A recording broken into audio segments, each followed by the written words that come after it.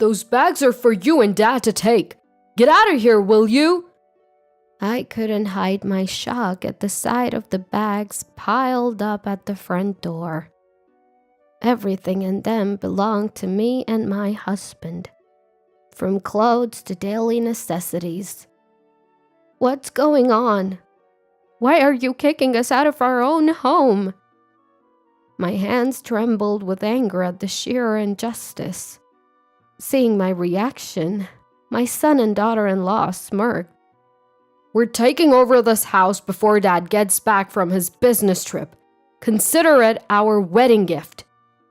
That's absurd. You can't do that. Well, you didn't give us any wedding money, so it's only fair. You're old anyway. Why don't you just go to a nursing home or something? Mia said, and Alex burst into laughter. Great idea. Off to the nursing home with you. They both jeered at the idea of sending us to a nursing home. I found the situation so ridiculous that I burst into laughter. They looked at me suspiciously, but I didn't care. Are you sure you won't regret this? Regret? We'll feel relieved. All right then, suit yourselves.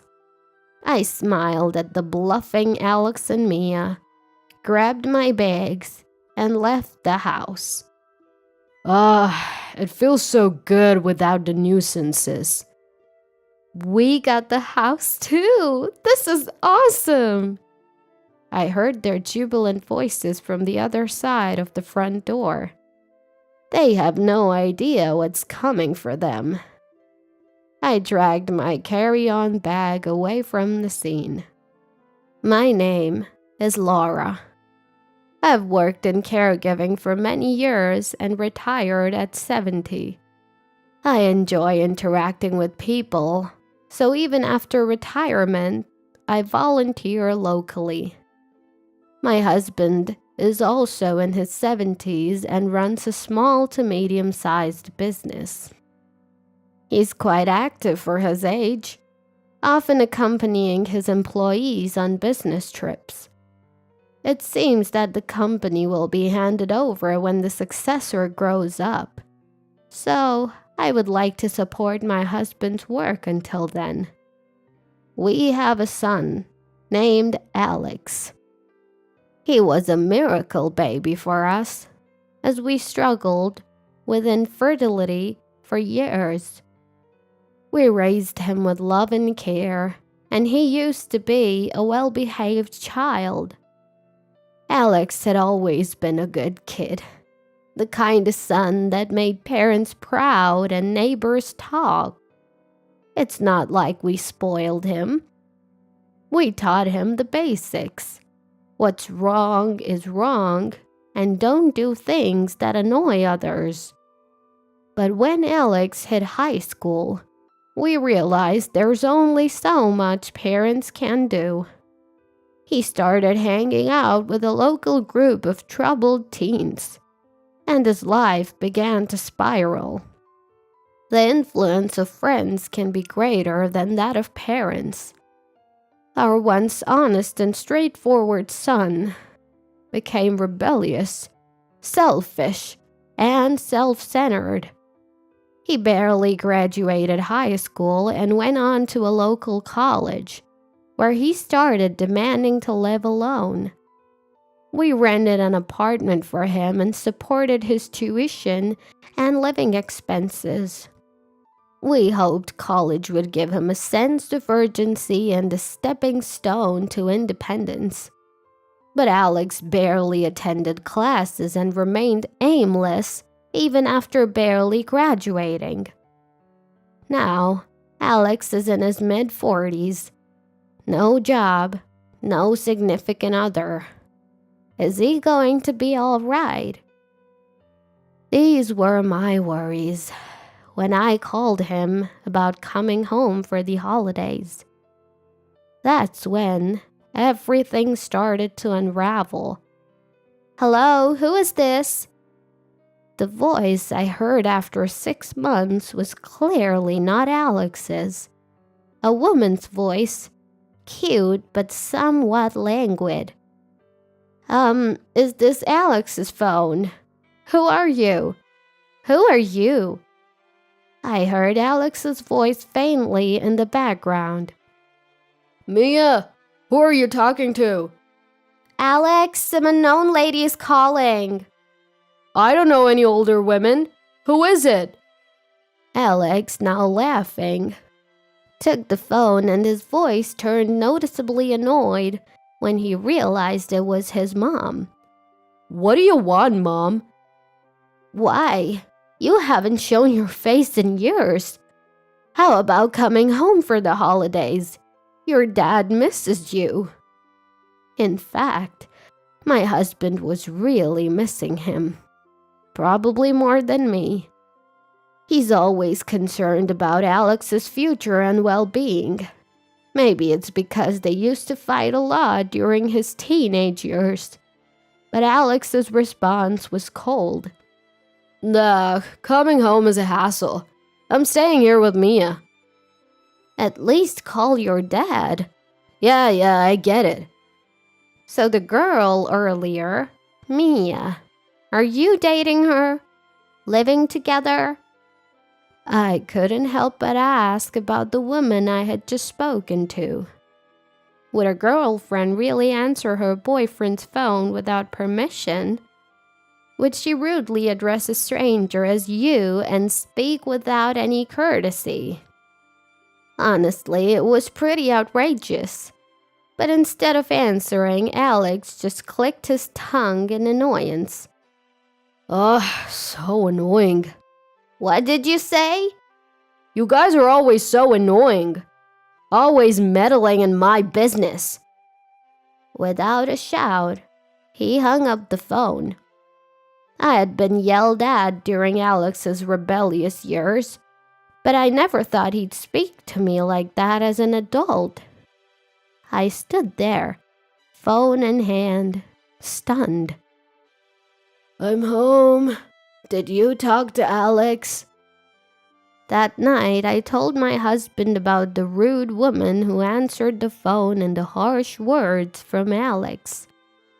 My husband looked serious, but eventually said, Well, he is working, even if it's temporary employment. Let's give him some space. Maybe my husband was right.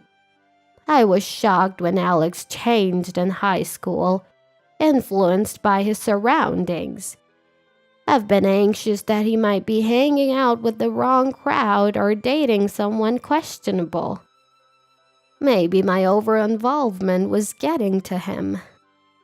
I decided to consciously hold back on reaching out. A few months later, Alex contacted us. He said he had found a decent job back home and would be returning soon. Despite everything, my husband and I were relieved. It's unsettling when your child is far away, and comforting when they return. But when Alex came home, he brought an unfamiliar woman with him. This is Mia. We're getting married. My husband and I couldn't hide our surprise at the sudden marriage announcement, especially since Alex was still a temporary worker. And Mia apparently wasn't working steadily either. Could they really get by without stable income? Welcome, Mia. Wow, Alex's family home is so old-fashioned. Is the floor going to collapse? How long have you two been dating? I don't remember. Are you the type to worry about the details, old man? Mia's answers to our questions were dismissive. Alex didn't correct her. He just laughed along. My husband and I exchanged a glance and shrugged in disappointment. This is bad. My husband's words sounded like he was pitying them. Despite our objections, Alex and Mia went ahead and registered their marriage. When we said we wanted to meet Mia's parents, she told us it wasn't necessary, denying us even a meeting of both families. Moreover, upon moving back to their hometown, Alex and Mia started living in a brand new apartment. It's so different from the rundown place we were living in before, Alex said, clearly pleased. But with their unstable income, there's no way they could afford the rent for such a nice new place. Sure enough, they started relying on our money. We decided to help with the rent, thinking they'd have expenses as newlyweds. But they also started coming over more often to eat, perhaps to save on groceries. Yet, Mia's attitude remained the same. What's with this side dish? It looks disgusting. It's always been like this. Lacks color or something. Alex chimed in. I was getting irritated. If you don't like it, you don't have to eat it. You're the ones who keep showing up. I'm just cooking extra for you. Mia seemed unfazed and didn't take my words to heart.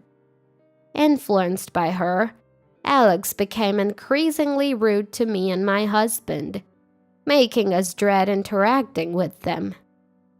Then suddenly, my husband had to go on a business trip. He had to spend several weeks in another region with a potential successor for the company. During that time, I'd have to deal with Alex and Mia alone. I'm really sorry to leave you alone at a time like this. It's fine. You're about to retire from being the boss anyway. And look, we have something to look forward to. True. It's just a matter of enduring until that's completed. Don't let those two get to you too much. We encouraged each other, and a few days later I saw my husband off. After that, for some reason, Alex and Mia stopped coming over, and a brief period of peace was ensued. I was busy with my re-entry volunteer activities, so it was good not to have to deal with them.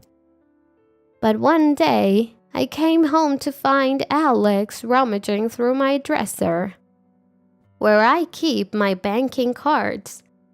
What are you doing? I turned on the lights and shouted. Alex tossed the banking card he was holding. Bad timing. You shouldn't have come back. Do you even realize what you're doing? We're family, so give me some money.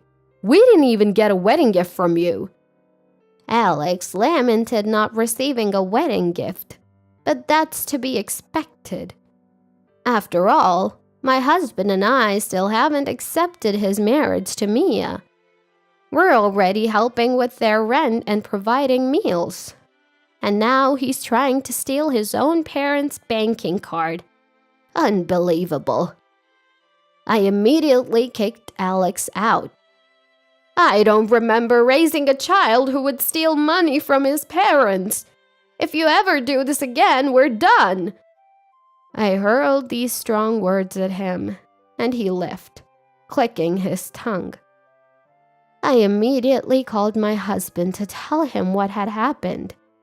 Even though we're family, the fact that Alex was trying to forcibly take money alarmed my husband. That Alex would do something like this. I warned him we'd cut ties if he does it again, but there's no guarantee he won't. Let's move the banking cards to a different location for now. I'll be back in a few days and we can have a proper discussion then. All right, I'll be waiting. Only a few more days until my husband returns. I hid our valuables and braced myself for any surprise visits from Alex and Mia. But I never expected them to resort to such drastic measures. One day, When I returned from my re-entry volunteer activities, I found a truck parked in front of our house. Boxes and furniture were being carried in by movers. I rushed inside and found Alex and Mia. "What are you doing?" "Oh, Mom. Sorry, but we've decided to take this house." "Owning a home is an asset, right? So it's better if we live here instead of you old folks," Mia said, laughing. I was too confused to comprehend what they were saying. "Besides, Dad's still working at 70, right? Even now, he's on a business trip. I don't want to end up like that. Working hard is for suckers. While you guys are still healthy, we're taking what we can." Remarks that make a fool of her husband. Alex's words were a mockery of my husband, who has worked hard as a small and medium-sized business owner. I understand that it's been tough getting the business off the ground, but to me, this felt like an unbearable insult. "Those are your belongings. Get out!" Alex pointed to several bags packed at the entrance. I couldn't hide my shock. Everything from our clothes to daily necessities had been shoved into bags. Why should we have to leave the house we live in for you two? Faced with such unjust treatment, my hands trembled with anger. Seeing my reaction, the couple grinned. "We're gonna make this house ours before Dad gets back from his trip. Consider it a wedding gift." "That's impossible. You didn't give us a wedding gift, so this is only fair. You're old. Why don't you go to a facility or something?" When Mia said that, Alex joined in with a big laugh. "That's a great idea. Old folks should go to a facility. A facility!" As they chanted, urging me to go to a facility, something in me snapped, and I burst into laughter. The two of them looked at me suspiciously, but I didn't care. "Are you sure about this? You won't regret kicking me out." "Huh? We'll feel refreshed." "All right then, suit yourselves." I smiled at the defiant Alex and Mia, grabbed my bags, and left the house. It feels so good without the nuisance." "We got the house too! This is awesome!" I could hear their jubilant voices from the other side of the front door. They have no idea what's coming their way. Dragging my carry-on bag, I left the scene. A month later, I received a call from Alex, who knew I was now living with my husband, who had returned from his business trip. "Hello? Alex, what's going on?" "Mom, it's terrible. The house." "What happened to the house?" Alex's voice was clearly panicked. Even without asking, I could tell something urgent was happening. Actually, I already knew why Alex was in trouble. "Did you know this house is going to be demolished?" Oh, did I forget to mention that? My feigned ignorance was met with Mia's voice. "What the hell, mother-in-law? Did you set us up?" "You moved in without knowing anything. Besides, how could a house that you didn't inherit become your asset?" Mia was still ranting, but I didn't care. The house they took from us was scheduled for demolition. Once my husband returned from his trip, we planned to tell Alex and move into our newly built one-story home. We had moved our banking cards to the new house the day Alex went snooping, so they were safe. I was planning to explain everything step by step, but Alex and Mia took that opportunity away from us. "Listen, the contractors are already here, telling us to vacate. Where are you guys? Can you take us in for a bit?" "Well, You have that rental apartment, don't you? You were living there originally, so you can just go back. We thought we'd get the family home, so we already terminated the lease. I was utterly amazed at my own son's lack of crisis management skills. It seems Alex and Mia had prematurely terminated their apartment lease, thinking they could live in the family home and use the money I was paying for rent however they wanted. Only then did they find out the house was going to be demolished. But that's not our problem anymore. You guys better leave soon. If anyone other than the owner, my husband, is found living in a house scheduled for demolition, you could be charged with trespassing. Come on, we're family. Help us out. You're the ones who told your parents to go to a facility, right? I did as you wished, so figure out the rest yourselves. With that, I hung up the phone without waiting for a reply. After that, the demolition began, and the house my husband and I had lived in for years disappeared without a trace. I thought the situation might turn into a police matter if Alex and Mia didn't leave by the deadline, but it seems my worries were unfounded. Life was peaceful for a while, but the calls from Alex and Mia didn't stop. We even changed our phone numbers, but they managed to track us down through local volunteer connections. Their demands were, as always, about money.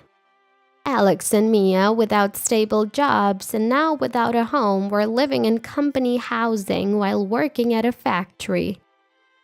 Despite having a roof over their heads, they still wanted to live luxuriously on someone else's dime. If you don't give us money, we'll show up at your house. My husband and I became a bit concerned upon hearing this desperate threat.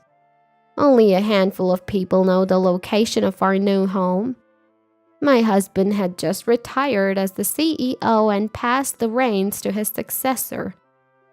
But he had told some people at the company about our new residence. I don't think our employees would leak information to someone like him. Maybe we should talk to them, just in case. While we were discussing this, Alex and Mia showed up at my husband's company. The current CEO informed us about their visit. Did they cause any trouble at the workplace? We were quite concerned, but the current CEO assured us that that wasn't the case. The employees had heard my husband complain about Alex and Mia before, and they were appalled by their actions towards us. So when Alex and Mia showed up at the company, they were firmly turned away. They persistently demanded to know our whereabouts, but the CEO assured us he didn't reveal anything. He even told them off, asking how much more unfilial they could be, and chuckled as he told us. Alex and Mia left the company in frustration and haven't returned. The CEO promised to inform us and take legal action if they try any harassment, which we gratefully accepted.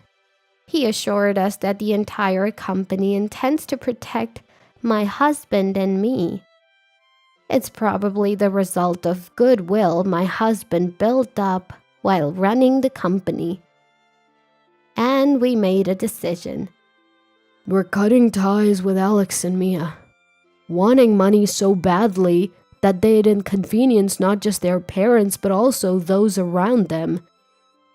Exactly. I don't even feel sad about it anymore. Parents and children are separate individuals, even if they share the same blood. There's a limit to how many times you can forgive terrible behavior. What follows is something we heard through my husband's contacts.